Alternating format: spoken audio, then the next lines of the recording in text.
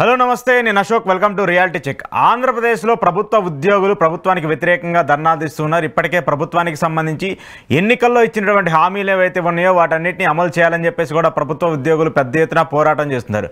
సీఎంని కలవడానికి కనీసం అపాయింట్మెంట్ కూడా ఇవ్వట్లేదంటూ కూడా ప్రభుత్వ ఉద్యోగ సంఘాల నేతలందరూ కూడా ఇప్పటి వరకు వెయిట్ చేసాము. అయినప్పటికీ కూడా కనీసము మాతో మాట్లాడటానికి కూడా సీఎం సరిగా టైం కూడా ఇవ్వట్లేదంటూ కూడా వాళ్ళు మాట్లాడుతూ వస్తున్నారు. మాకు గతంలో ఎన్నికలకు సంబంధించి గత ప్రభుత్వం కంటే భిన్నంగా గత ప్రభుత్వం కంటే మంచిగా మేము మిమ్మల్ని చూసుకుంటాము, ఆ ప్రభుత్వం ఏదైతే ఐఆర్ కావచ్చు, పెన్షన్ కావచ్చు, మిగతా అంశాలు ఉన్నాయో వాటన్నిటికంటే మెరుగ్గా మీకు మేము అధికారంలోకి వచ్చిన తర్వాత ఇస్తామని చెప్పేసి ఏదైతే చెప్తూ వచ్చారో ఇప్పుడు కనీసం మాతో మాట్లాడటానికి కూడా సమయం లేని విధంగా కూడా ముఖ్యమంత్రులు కావచ్చు, అధికారులు కావచ్చు ఉన్నారంటూ కూడా ప్రభుత్వ సంఘానికి సంబంధించిన అధ్యక్షులందరూ కూడా మాట్లాడుతున్నారు. అసలు ఏంటి, ఇప్పటికే టీచర్లకు సంబంధించి రేపు ఒక ధర్నాను కూడా ప్రకటిస్తూ వచ్చారు. ఆ ధర్నాకి మిగతా ఉద్యోగ సంఘాలందరూ కూడా మద్దతు తెలుపుతామంటూ కూడా ఈరోజు సచివాలయ ఉద్యోగ సంఘం అధ్యక్షుడు వెంకటరామిరెడ్డి కూడా ప్రెస్ మీట్ పెట్టి తెలుపుతూ వచ్చారు. అసలు ఏంటి వివాదానికి కారణం ఏంటి, ప్రభుత్వానికి ఉద్యోగుల మధ్య గ్యాప్ ఎక్కడొచ్చింది అనే అంశం గురించి ఈరోజు ఇంటర్వ్యూలో మాట్లాడదాం. ఇంటర్వ్యూలో నాతో పాటు పార్టిసిపేట్ చేస్తున్నారు సచివాలయ ఉద్యోగ సంఘం అధ్యక్షులు రామిరెడ్డి గారు. సార్ నమస్తే.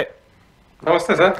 సో నేను కూడా చాలా కాలం నుంచి చూస్తున్నాను, మీరు కావచ్చు, గత ప్రభుత్వం మీద కావచ్చు, ఈ ప్రభుత్వం మీద కావచ్చు, మీ ఉద్యోగ సంఘాలకు సంబంధించి చాలా పెద్ద పోరాటం చేస్తున్నారు.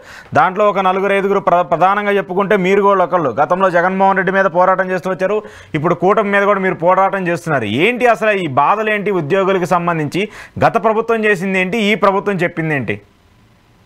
సార్, గత ప్రభుత్వం నుంచి కూడా అంటే ఈ అన్ని ప్రభుత్వాలు కూడా చెప్తున్నది ఏమిటంటే, ఒకటి ప్రభుత్వానికి వచ్చే ఆదాయంలో మేజర్ గా అంటే 80%, 90% ఆదాయం ప్రభుత్వ ఉద్యోగులకే పోతుందని చెప్పి మమ్మల్ని మభ్యపెడుతున్నారు. మేము ఒకటి చెప్తున్నాము, ప్రభుత్వ ఉద్యోగుల జీతం అంటే అది ఉద్యోగులకు ప్రభుత్వాన్ని నడిపేయడానికి అయ్యే ఖర్చు కాదు. ప్రభుత్వం విద్య మీద పెట్టే ఖర్చు, వైద్యం మీద పెట్టే ఖర్చు, శాంతి భద్రత మీద పెట్టే ఖర్చు, అవన్నీ లెక్కలేక తీసుకోకుండా అంటే ప్రభుత్వం ఉద్యోగుల్లో 2 లక్షల మంది టీచర్లు ఉన్నారు. టీచర్లకు చెల్లించే జీతం అంతా ప్రభుత్వం నడిపే ఖర్చు కాదు కదా. విద్యారంగం మీద ప్రజలకు విద్య అందించడం కోసం చేసే ఖర్చు. అలాగే దాదాపు 1,00,000 మంది హెల్త్ వైద్య ఆరోగ్య శాఖ ఉద్యోగులు ఉన్నారు, వాళ్ళ మీద పెట్టే ఖర్చు అంతా వైద్యం కోసం చేసే ఖర్చు. 60-70 వేల పోలీసులు ఉన్నారు, వాళ్ళ మీద పెట్టే ఖర్చు అంతా కూడా శాంతి భద్రతల కోసం చేసే ఖర్చు. అంటే ప్రభుత్వం మెయిన్ గా ఇవ్వాల్సిన ఏంటి, ప్రజలకు ప్రభుత్వం ఇంటెన్షన్ ఏంటి, విద్య, వైద్యం, లా అండ్ ఆర్డర్ మెయింటైన్ చేయడం మెయిన్ ఎయిమ్. వాటి కోసం పెట్టే ఖర్చు ఇదంతా. దాన్ని ఎప్పుడంటే ఇప్పుడే కాదు, ఈ రోజు కాదు, మీరు ప్రభుత్వం పుట్టినప్పటి నుంచి తీసుకోండి, ఎప్పుడైనా కూడా ప్రభుత్వ వ్యయంలో ఎక్కువ భాగం ఉద్యోగులకు అయ్యే ఖర్చు, ఉద్యోగుల జీతాలకే ఉంటది. అవును, అది ఈ రోజు ఉన్నట్టు కొత్తగా ఆ పేరు చెప్పి ప్రతి పాత ప్రభుత్వంలో ఆర్థిక మంత్రి గారు అదే చెప్పేవాళ్ళు, ఇప్పుడు అదే చెప్తున్నారు. చెప్పి మాకు డిఏలు ఇవ్వకుండా, ఐఆర్ ఇవ్వకుండా, మాకు చెప్పిన ఏంటంటే ఎలక్షన్ టైంలో ఏదైతే చెప్పినో అవన్నీ ఇవ్వకుండా మభ్య పెట్టడం, ఉద్యోగులను ఇబ్బంది పెట్టడం చేస్తున్నారు. ఈ ప్రభుత్వం మరీ ముఖ్యంగా గత ప్రభుత్వం మమ్మల్ని ఇబ్బంది పెడుతుంది, మేము వచ్చే బాగా చూసుకుంటాం అని చెప్పి ఎన్నికల టైంలో చాలా హామీలు ఇచ్చిండ్రు. ఎన్నికలు అయిన తర్వాత ఏమైంది, ఉద్యోగుల పరిస్థితి ఈ రోజు ఎట్లుంది, పెనమే నుంచి పొయ్యిలో పడినట్టుంది. ఈ ప్రభుత్వం వచ్చినాక 16 నెలలుగా ఒక డిఏ ఇవ్వలే. డిఏలు ఆయన పక్కన పెట్టండి, 16 నెలలుగా ముఖ్యమంత్రి గారు ఏ ఉద్యోగ సంఘానికి అపాయింట్మెంట్ ఇవ్వలే. ఉద్యోగులకు ఏదైనా సమస్య వచ్చి చెప్పుకోవడానికి దిక్కులేని పరిస్థితి అయింది.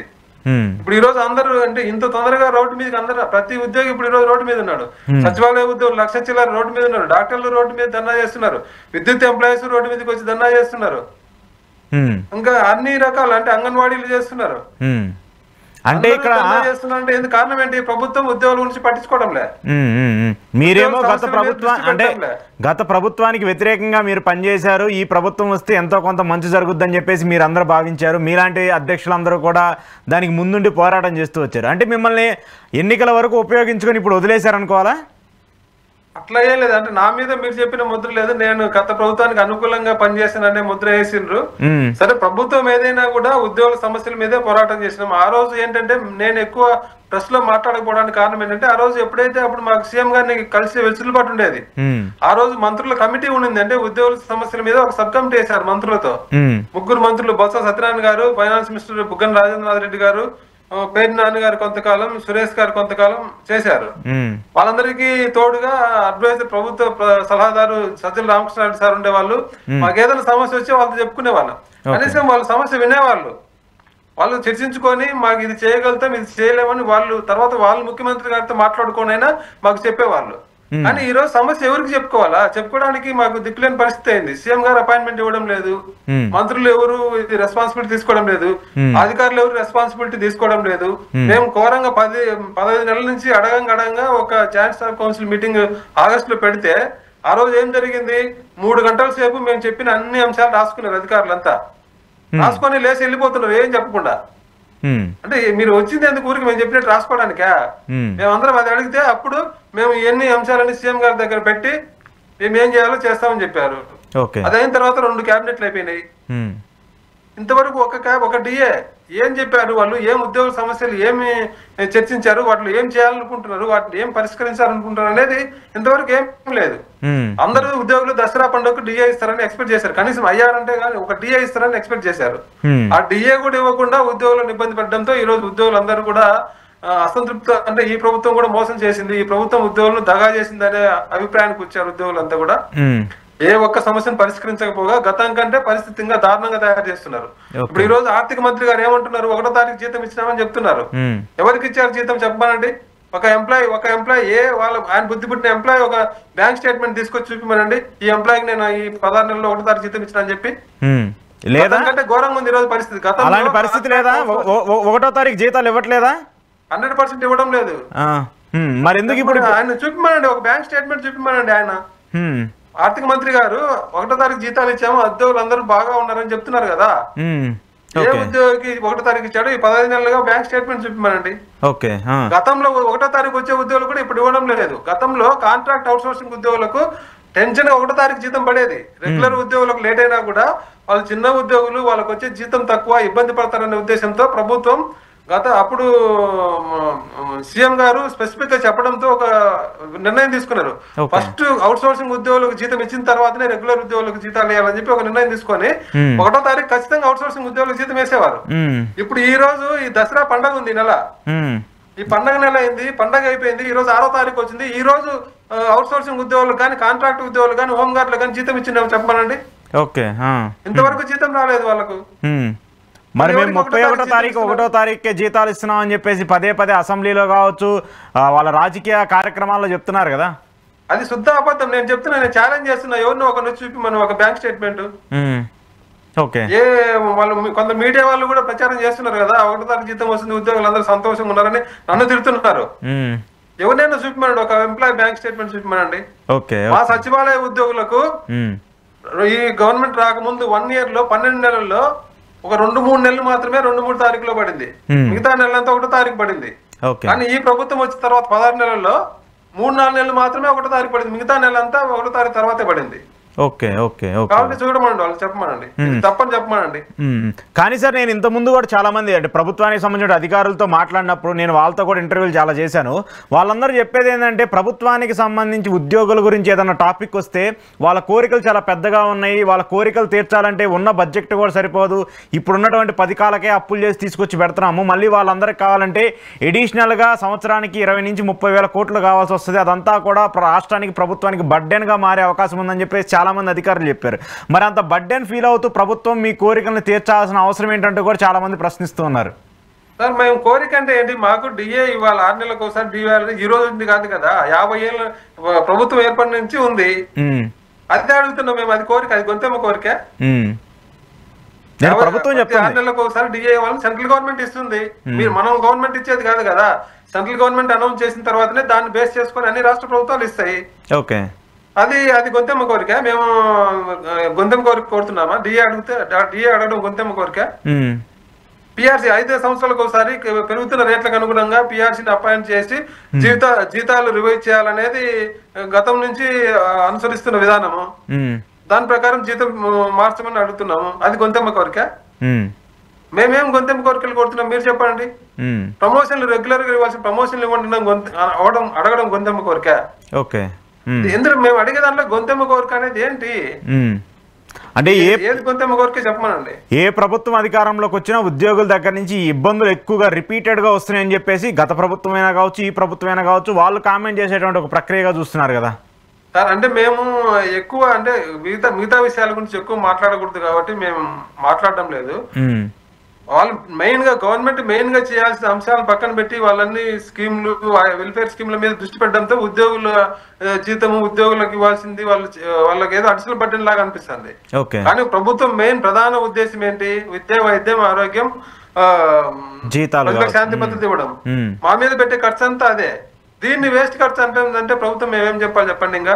ఓకే ఓకే ఓకే అంటే మీరు గతంలో పెన్షన్ స్కీమ్కి సంబంధించి చూసుకున్నా, లేదంటే ఇప్పుడు ఉన్నటువంటి మీరు చెప్పినట్టు డిఏలు, ఐఆర్లు వీటికి సంబంధించి చూసుకుంటే గత ప్రభుత్వం తీసుకున్న వాటన్నిటినీ కూడా ఇంకా ఇంప్రూవైజ్ చేసి చెప్తా ఉన్నారు. మరి ఇప్పుడు ఇంప్రూవైజ్ చేయకుండా ఎందుకు మీరు కావచ్చు, మీ అధికారులు కావచ్చు, లేదంటే మీ సంఘాలకు సంబంధించిన వాళ్ళందరూ కూడా ఎందుకు చంద్రబాబు నాయుడు గారిని కలవటానికి ప్రయత్నించట్లేదా? లేదంటే వాళ్ళు మీకు అపాయింట్మెంట్ ఇవ్వడానికి ఎందుకు వెనకాడుతున్నారు? మేము అదే అడుగుతున్నాం సార్. ఎందుకు అపాయింట్మెంట్ ఇవ్వలేదు సీఎం గారు? ఇప్పుడు నా మీద నేను ముందే చెప్పినట్టు నా మీద ఒక పార్టీ ముద్ర వేశారు సార్. నన్ను పక్కన పెట్టండి, మిగతా సంఘాలు చాలా ఉన్నాయి కదా. కొన్ని సంఘాల నాయకులు ఎన్నికల టైంలో ముఖ్యమంత్రి గారు చెప్తే రాష్ట్రం అంతా తిరిగి ఉద్యోగులను చైతన్యపరిచామని చెప్పుకుంటున్నారు. వాళ్ళకైనా ఇవ్వండి, ఎవరో ఒకరికి మీకు నచ్చిన వాళ్ళకి ఇచ్చి ఉద్యోగుల సమస్యలు ఏంటో తెలుసుకొని వాటిని పరిష్కరించే ప్రయత్నం చేయండి. అసలు ఉద్యోగులు ఎందుకు దగ్గర రాయడం లేదు? ఉద్యోగుల సమస్యలు అంటే మీకు ఎందుకు అంత చిన్న చూపు? సరే, ఉద్యోగులు రానియడం లేదు, ఉద్యోగులు రానికపోయినా మీరే సమస్యలు ఇప్పుడు పత్రికల్లో రాస్తున్నారు, మీడియాలో వస్తున్నాయి, మేము మాట్లాడేటన్ని మీడియాలో వస్తున్నాయి. మీరు తెలుసుకొని ఉద్యోగుల సమస్యలు పరిష్కరించండి. అప్పుడు మేమేం చెప్పినా ఉద్యోగులు నమ్మరు కదా. ఉద్యోగులకు మంచి చేస్తే మేము ఎన్ని చెప్పినా కూడా ఉద్యోగులకు మంచి చేస్తే ఉద్యోగులు మీ పక్షానే ఉంటారు. ఉద్యోగులకు ఇవ్వాల్సింటే ఏమి ఇవ్వకుండా ఉద్యోగులు అసలు పట్టించుకోకపోతే ఉద్యోగులు అసంతృప్తి వస్తుంది. ఇప్పుడు పాత ప్రభుత్వంలో ఉద్యోగులు రోడ్డు మీద రావడానికి 3 సంవత్సరాలు పట్టింది. ఇప్పుడు ఈ ప్రభుత్వంలో సంవత్సరానికి రోడ్డు మీదకి వచ్చిండు. ఎందుకు వచ్చిండ్రు? మీరు పట్టించుకోవడం వల్ల. ఉద్యోగులకు 9 హామీలు ఇచ్చిండ్రు. ఉద్యోగులకు ఏం హామీలు ఇచ్చిండ్రు? గౌరవంగా చూసుకుంటామని చెప్పిండ్రు. గౌరవంగా చూసుకుంటున్నారా? ఇప్పుడు పోలీసుల మీద కౌంటర్ కేసులు పెట్టిండ్రు, వీడియో కాన్ఫరెన్స్, టెలికాన్ఫరెన్స్ సతాయిస్తున్నారు. సచివాలయ ఉద్యోగులు వాలంటీర్ల స్థాయికి దిగదార్చిండ్రు. చాలా మంది ఉద్యోగులను తీసేసిండ్రు. హెల్త్ అసిస్టెంట్లు 20 ఏళ్ళు చేసి వాళ్ళు రెగ్యులర్ కావాల్సిన వాళ్ళను ఇంటికి పంపించి రోడ్డు మీద ఉద్యోగాలు తొలగించి రోడ్డు మీద వేసిండ్రు. వాలంటీర్లకు 5 నుంచి 10,000 చేస్తామని వాళ్ళని ఇంటికి పంపించిండ్రు. ఇట్లా ఏ రకంగా మీరు గౌరవించిండ్రు? పోలీసుల మీద కౌంటర్ కేసులు పెట్టడం ఏంటండి? ఒక వ్యక్తి వచ్చి కేసు పెట్టినాక ఆ కేసు కరెక్టో కాదో కోర్టు చెప్పాలా. కోర్టులో కేసు పెండింగ్ ఉండగానే కేసు పెట్టి పోలీసుల మీద కౌంటర్ కేసు పెట్టి చిన్న పోలీసు నుంచి డీజీపీ స్థాయి అధికారుల దాకా అరెస్ట్ చేస్తే అది ఉద్యోగులను గౌరవించే పద్ధతి ఇది. అంటే ఇప్పుడు అది ఉద్యోగుల గౌరవం లేదు. గతం కంటే దారుణంగా తయారైంది. ఐఆర్ ఇస్తామన్నారు, ఐఆర్ ఇవ్వలేదు. గత ప్రభుత్వం ఎన్నికల మేనిఫెస్టో చెప్పిన దాని ప్రకారం ఫస్ట్ క్యాబినెట్ లోనే 27% ఐఆర్ అమలు నిర్ణయం తీసుకొని 2019 జూలై 1 నుంచి ఐఆర్ ఇచ్చింది. కానీ ఈ ప్రభుత్వం వచ్చి 16 నెలలు అయింది, ఇంతవరకు ఐఆర్ గురించి మాట్లాడడంలే. ఈ 16 నెలలు ఐఆర్ ఇవ్వకపోవడం వల్ల ఒక్కొక్క ఉద్యోగి 50,000 నుంచి 2 లక్షల దాకా నష్టపోయింది. ఉద్యోగి స్థాయిని బట్టి ఒక్కొక్క ఉద్యోగికి 50,000 నుంచి 2 లక్షలు నష్టమైంది ప్రభుత్వం వచ్చిన తర్వాత ఐఆర్ ఇవ్వకపోవడం వల్ల. రేపు టీచర్లు కూడా ఒక ధర్నాన్ని ప్రకటిస్తూ వచ్చారు సార్. దాంతోపాటు మీరు కూడా ఈరోజు ప్రెస్ మీట్ పెట్టి మీరు కూడా మాట్లాడుతూ వచ్చారు, దీనికి సంబంధించి మేము కూడా మద్దతు తెలుపుతున్నాము ఈ ధర్నాకి సంబంధించి అని. అసలు ప్రభుత్వం పర్మిషన్ ఇస్తుందా కనీసం మీ ధర్నా చేయడానికైనా? ఎందుకంటే ఇప్పుడు మీ మీద ఎంత వ్యతిరేకత ఇచ్చింది కదా ఆల్రెడీ. ధర్నా చౌక్ లో ధర్నా చేసుకోవడానికి పర్మిషన్ ఇచ్చింది ఆల్రెడీ. టీచర్లు అందరూ వస్తారు. అంటే మేము అంటే మా గవర్నమెంట్ ఎంప్లాయీస్ ఫెడరేషన్ అనే తరఫున మాట్లాడాను నేను. అందులో అనుబంధంగా టీచర్ సంఘాలు చాలా ఉన్నాయి. వైఎస్ఆర్టీఏ ఉంది, పిఎస్టియు ఉంది, ఫిజికల్ డైరెక్టర్స్ అసోసియేషన్ ఉంది, పిఆర్టీ, ఇట్లా చాలా సంఘాలు ఉన్నాయి. ఈ సంఘాలన్నీ కూడా మద్దతు ఇచ్చి మాతో అనుబంధంగా ఉండే టీచర్లు అందరూ కూడా పాల్గొని దాన్ని పెద్ద ఎత్తున చేయాలి, ప్రభుత్వం దిగి వచ్చేలాగా విజయవాడ దద్దరిల్లేలాగా రేపు ధర్నా చేయాలని చెప్పాం.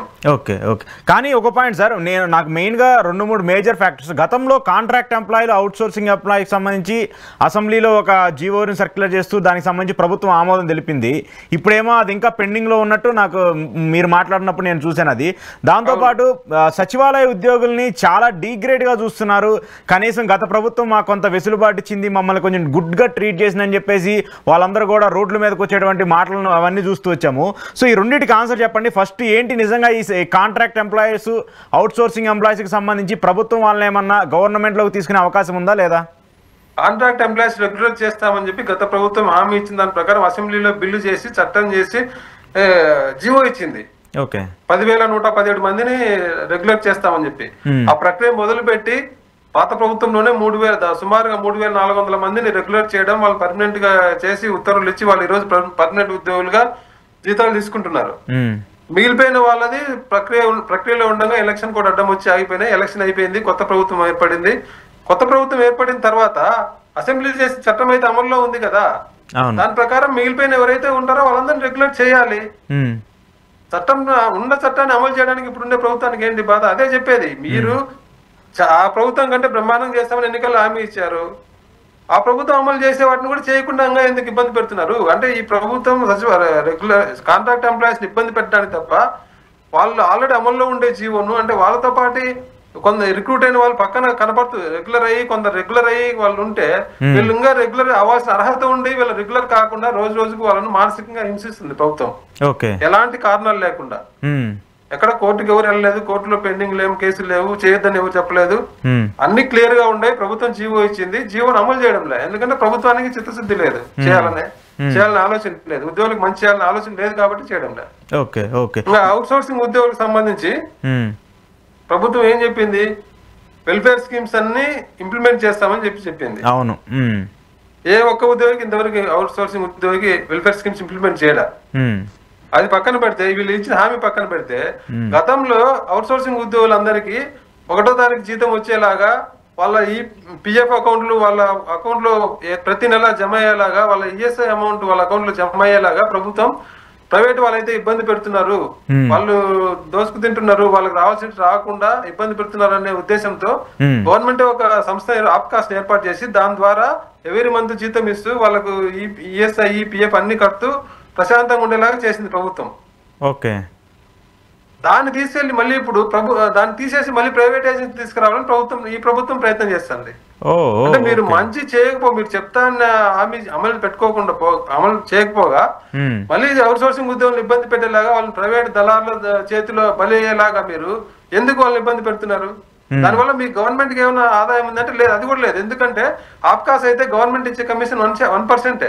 అదే ప్రైవేట్ ఏజెన్సీ అయితే 4 to 5% కమిషన్ ఇవ్వాలి. అంటే ప్రభుత్వానికి నష్టం జరుగుతుంది ప్రైవేట్ ఏజెన్సీ అయితే, ఉద్యోగులకు నష్టం జరుగుతుంది. అయినా ఎందుకు మీరు ప్రైవేట్ ఏజెన్సీ తేవాలనుకుంటున్నారు? ఎందుకంటే ఇప్పుడు ఉండే ఉద్యోగులు అడ్డగోలుగా తీసేసి వాళ్ళు నచ్చిన వాళ్ళు పెట్టుకోవడానికి అది తీసుకురావాలని చూస్తున్నారు. ఎందుకంటే ఆప్కాస్ కింద అయితే తీసేయడం అంత ఈజీ కాదు. వాళ్ళ కొంత ఉద్యోగ పద్ధతి ఉంది. ఎవరిని తీసేయాలంటే కలెక్టర్ అప్రూవల్ ఉండాలి, కలెక్టర్ తీసుకోవాలంటే మళ్ళీ ఎవరిని తీసుకోవాలంటే కలెక్టర్ ఇవ్వాలి ఆర్డర్, ప్లస్ జిల్లా ఇన్ఛార్జ్ మంత్రి అప్రూవ్ చేయాలి. ఇది ప్రాసెస్ ఉంది కాబట్టి ఆప్కాస్ వచ్చిన తర్వాత అడ్డగోలుగా తీసేయడానికి వీలు కావడం లేదు, అడ్డగోలుగా పెట్టాలని కూడా వీలు కావడం లేదు. అందుకోసం వాళ్ళు ఉండే ఉద్యోగులను అడ్డగోలుగా తీసేసి వాళ్ళు నచ్చిన వాళ్ళు పెట్టుకోవడం కోసమే ఈ ఆప్కాస్ తీసేసి ప్రైవేట్ ఏజెన్సీలు తీసుకురావాలని చూస్తున్నారు. ఏం వీళ్ళు అవుట్ సోర్సింగ్ ఉద్యోగులకు ఏం మేలు చేసిండ్రు?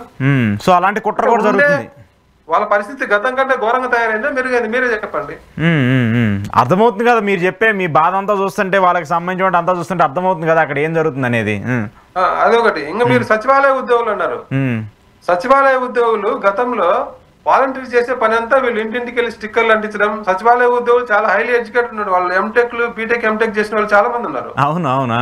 అలాంటి వాళ్ళను ఇంటింటికి వెళ్ళి స్టిక్కర్లు అంటించడం, ఇంటింటికి వెళ్ళి తిరిగి సర్వే ఇంట్లో ఎంతమంది రాసుకోవడం, అంటే గతంలో వాలంటీర్లు ఏదైతే పని చేస్తున్నారో ఆ పని అంతా చేయిస్తున్నారు.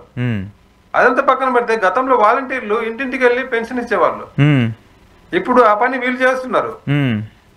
ఉదయం వెళ్ళి 5 గంటలకు 6 గంటలకు లేచి పెన్షన్ ఇస్తుంటే ప్రభుత్వం పెన్షన్ ఇచ్చిన తర్వాత బెనిఫిషరీస్ ఫోన్ చేసి పెన్షన్ ఇచ్చేటప్పుడు మీకు ఉద్యోగి లంచం అడిగిందా అని ఐవీఆర్ఎస్ కాల్ చేసి వాళ్ళు తెలియక 1-2 నొక్కితే మీరు లంచం ఇచ్చిందని చెప్పి సోకాజ్ నోటీస్ ఇవ్వడం. ఎంత అన్యాయం, ఎంత ఘోరంగా అవమానించడం ఉద్యోగులను. మళ్ళీ మేము ఉద్యోగులను గౌరవంగా చూసుకుంటామన్నారు. ఇదేనా గౌరవంగా చూసుకోవడం? ఇప్పుడు వాళ్ళందరూ హీనంగా ఉద్యోగులను చూడడం మనం ఎక్కడ చూడలే. వాళ్ళందరూ కూడా రివర్స్ అవుతున్నారు కదా, మేము పెన్షన్ పంచమని చెప్పేసి చాలా మంది దాన్ని నెగిటివ్ గా తీసుకొని మేము ఇవ్వము అనేటువంటి ఒక ప్రక్రియ కూడా వచ్చేస్తున్నారు కదా చాలా మంది సచివాలయ ఉద్యోగులు. అవును, అదే వాళ్ళని ఇప్పుడు ట్రీట్ చేస్తున్నారు కాబట్టి వాళ్ళ మీద రాజకీయ ఒత్తిడి కూడా ఎక్కువైంది. ఈ ఏరియాకి సంబంధించి ఎంత ఇబ్బంది పడారో వాళ్ళు అంత ఇబ్బంది పడారు. గతం కంటే రావాల్సిన దానికంటే తక్కువ స్టాక్ ఇచ్చారు. ఆ తక్కువ స్టాక్ కూడా లోకల్ నాయకులంతా మాకు కావాలంటే వాళ్ళ మీద ప్రెజర్ పెట్టి చాలా అంటే అన్ని రకాలుగా సచివాలయ ఉద్యోగులు ఒత్తిడికి గురవుతున్నారు. ఆ ఒత్తిడి తట్టుకోలేక వాళ్ళు ఈ రోజు రోడ్డు మీదకి వచ్చి ధర్నా చేస్తున్నారు. ఓకే. ఇప్పుడు ఆల్మోస్ట్ మీరు చెప్పినట్టు చూసుకుంటే టీచర్లు కావచ్చు, సచివాలయ ఉద్యోగులు కావచ్చు, ఎలక్ట్రిక్ సంబంధించిన వాళ్ళు కావచ్చు, సో ఇలా 5-6 శాఖలకు సంబంధించి అందరూ కూడా రోడ్ల మీదకి వచ్చి ధర్నాలు చేస్తున్నారు. ఇక మెయిన్ మెజార్టీగా ఉన్నటువంటి 2-3 విభాగాలు తప్పితే మిగతా వాళ్ళందరూ ఉన్నారు. సో ఇంత పెద్ద ఎత్తున వ్యతిరేకత వస్తున్నా ప్రభుత్వం ఎందుకు దిద్దుబాటు చర్యలకు రావట్లేదంటారు? అదే చెప్తున్నా, ప్రభుత్వానికి ఇంత చిన్న చూపు ఏంటి, వాళ్ళ ధైర్యం ఏంటో మాకు అర్థం కావడం లేదు. ఉద్యోగులు అంటే ఇంత చులకన భావం ఏంటో కూడా మాకు అర్థం కావడం లేదు. అంత మద్దతు ఇచ్చి వాళ్ళు ఎన్నికల టైంలో పోస్టల్ బ్యాలెట్ రోజు ముఖ్యమంత్రి గారు లేఖ రాశారు ఉద్యోగులందరికీ.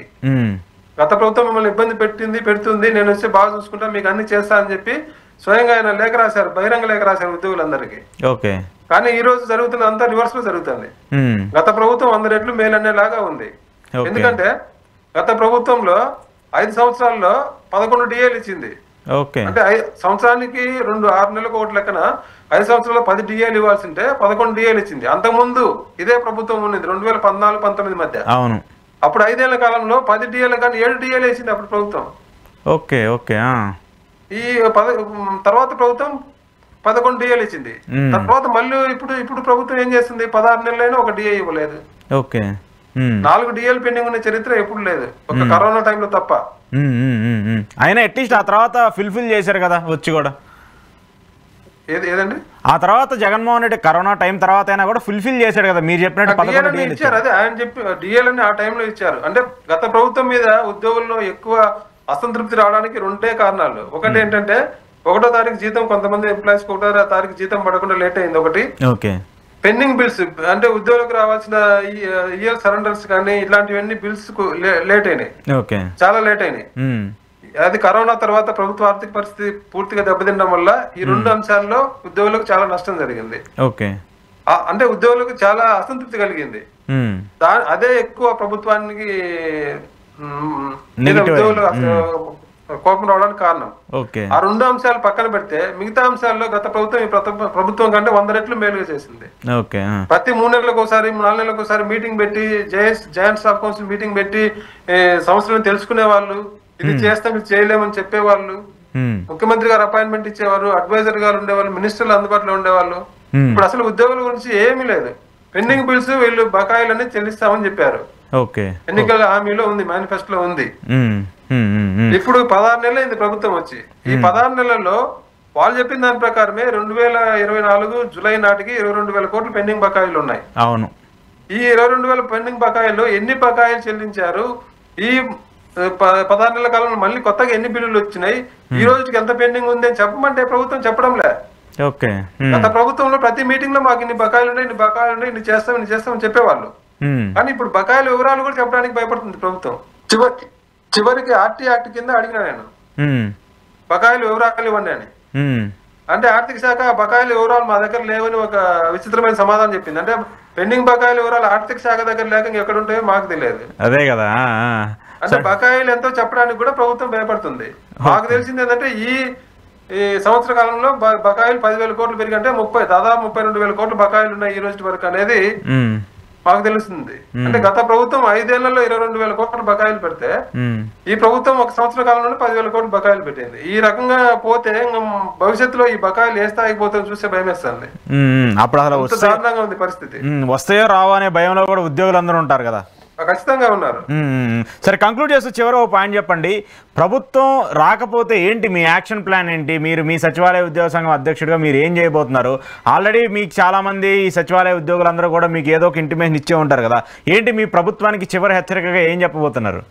ప్రభుత్వానికి హెచ్చరిక విజ్ఞప్తి అన్ని చేసి విసిగిపోయినామన్నా చేస్తా. ఉద్యోగులందరూ ఇది అందరం కలిసి పోరాడాల్సిన సమయం. ఇది అందరం కలిసి ఐక్యంగా వెళ్తేనే, అంటే ఇప్పుడు మా సంఘము ఇంకొక సంఘము ఇండివిజువల్ గా చేస్తే అది దానివల్ల ప్రభుత్వం మీద ఇంపాక్ట్ ఉండదు. ఇంత నిర్లక్ష్యం, అంటే ప్రభుత్వం ఇంత దారుణమైన పరిస్థితి నిర్లక్ష్యంగా ఉందంటే ఉద్యోగుల పట్ల చాలా పెద్ద ఎత్తున ఉద్యమం వస్తే తప్ప ప్రభుత్వంలో కదలిక రాదు. కాబట్టి ఆ రకంగా రావాలంటే అందరం కలిసి, అందరు ఉద్యోగులు అన్ని సంఘాలు కలిసి ఉద్యమం చేస్తేనే ఏదైనా ఫలితం ఉంటుంది. అందుకే గతంలో పిఆర్సీ సమయంలో అధ్యయనం జరిగినప్పుడు కూడా మిగతా అన్ని సంఘాలు కలిసి ఏపీ ఎన్జిఓను అన్ని సంఘాలను కోఆర్డినేట్ చేసే బాధ్యత ఏపీ ఎన్జిఓకి ఇచ్చి ఏపీ ఎన్జిఓ ఆధ్వర్యంలో మిగతా అందరం కలిసి చేసినాం. ఇప్పుడు కూడా ఏపీ ఎన్జిఓ ఆ బాధ్యత తీసుకోవాలి, మిగతా అందరినీ కోఆర్డినేట్ చేసి ఒక తాటి మీద తీసుకొచ్చి ఉద్యోగులకు అన్యాయం జరుగుతుంది కాబట్టి ప్రభుత్వం ఉద్యోగుల పట్ల చూసేలాగా, ప్రభుత్వానికి కనువిప్పు కలిగేలాగా ఉద్యోగులందరూ ఏకతాటి మీదకి వచ్చి ఉద్యమం చేయాల్సిన టైం వచ్చింది. కాబట్టి మేము కూడా మిగతా ఉద్యోగ సంఘాలందరితో మాట్లాడతాం. మేము కూడా మా రాష్ట్ర కార్యవర్గ సమావేశం ఏర్పాటు చేసుకొని, అంటే సచివాలయం కంటే నేను ఆంధ్రప్రదేశ్ గవర్నమెంట్ ఎంప్లాయీస్ ఫెడరేషన్ అనేది ఉంది, దాంట్లో చాలా సంఘాలన్నీ సభ్య సంఘాలు ఉన్నాయి. అందరితో కూడా మాట్లాడి రాష్ట్ర వ్యాప్తంగా దీన్ని ఏ రకంగా ముందుకు తీసుకెళ్లాలి, ప్రభుత్వం మీద ఒత్తిడి తెచ్చేలాగా ఏ రకంగా చేయాలనేది కూడా అన్ని సంఘాలతో మాట్లాడి త్వరలోనే కార్యాచరణ ఉంటుంది. ప్రభుత్వం స్పందించి కనీసం ఈ దీపావళికైనా ఏదో ఒకటి రెండు చేయకపోతే ఖచ్చితంగా కార్యాచరణ అయితే ఉంటుంది. రైట్ సార్, మీ కనీసం మీ అభ్యర్థిని ప్రభుత్వం పట్టించుకొని ఎక్కడి నుంచి అయినా దీనికి మీకు కొంచెం సపోర్ట్ చేస్తుందా, మద్దతు అన్న ఇవ్వాలని చెప్పేసి మీడియా తరపున మేము కూడా కోరుకుంటున్నాం sir. Thank you sir, thank you very much. Right sir, ఇది వెంకటరామరెడ్డి గారితో ప్రభుత్వ ఉద్యోగులకు సంబంధించిన ఇబ్బందుల మీద స్పెషల్ ఇంటర్వ్యూ. చూస్తూనే ఉండండి ఏహా టీవీ.